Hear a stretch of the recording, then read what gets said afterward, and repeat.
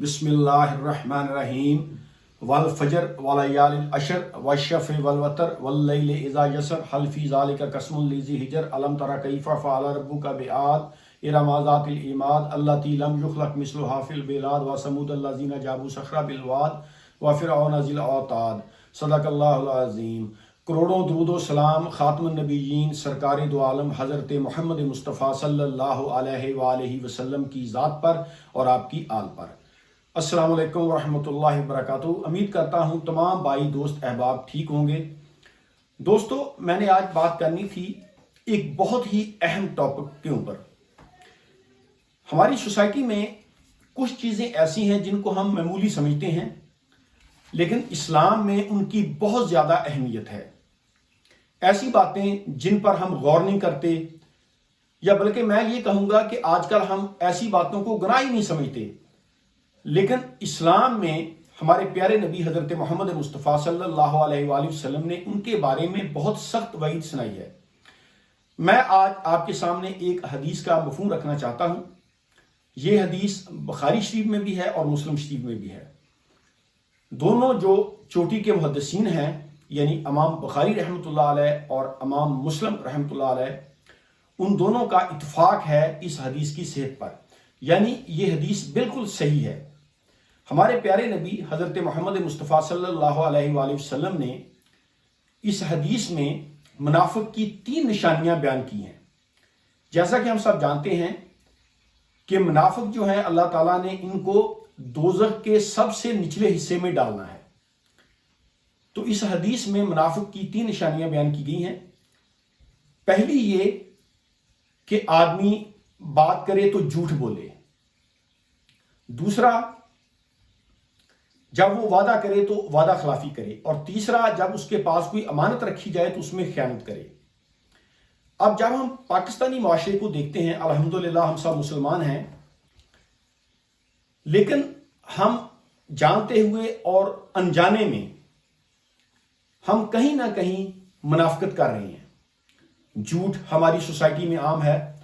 रोजमर्रा के मामलात अगर हम देखें, कारोबार में, सियासत में, यहां तक दीनी मामलात में भी बहुत ज्यादा झूठ बोला जाता है। इसी तरह वादा खिलाफी ये हमारे मुआशरे में आम है।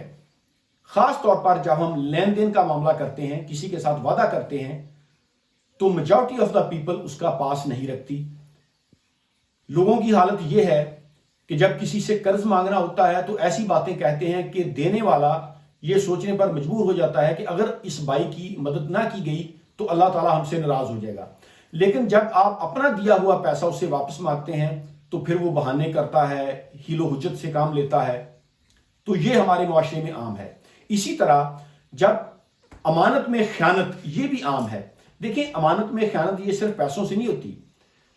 कोई आपको ओहदा दिया जाता है, आप किसी चीज का सरबराह आपको बनाया जाता है, जब आप वो काम सही तरीके से नहीं करते तो गोया कि आप उस मामले में भी खयानत कर रहे हैं। तो ये भी हमारे माशरे में आम है। तो इस हदीस में मुनाफिक की ये 3 निशानियां बयान की गई हैं, यानी जब वो बात करे तो उसमें झूठ बोले, वादा करे तो वादा खिलाफी करे, जब उसके पास कोई अमानत रखी जाए तो उसमें खयानत करे। ये मुनाफिक की 3 निशानियां हैं।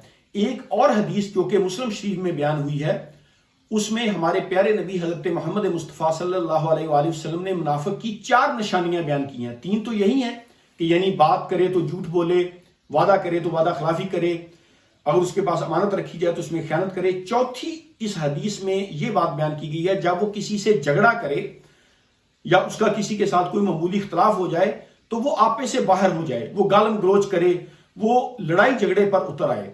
ये भी हमारे माशरे में आम है।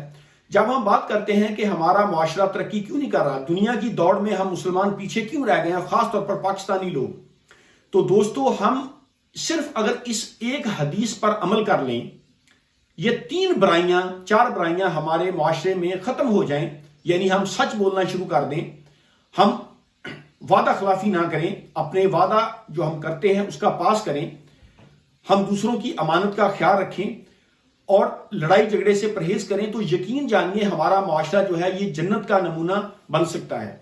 लेकिन बदकिस्मती से हम ये अहादीस पढ़ते हैं, मुताला करते हैं और गुजर जाते हैं, हम इन पर अमल नहीं करते।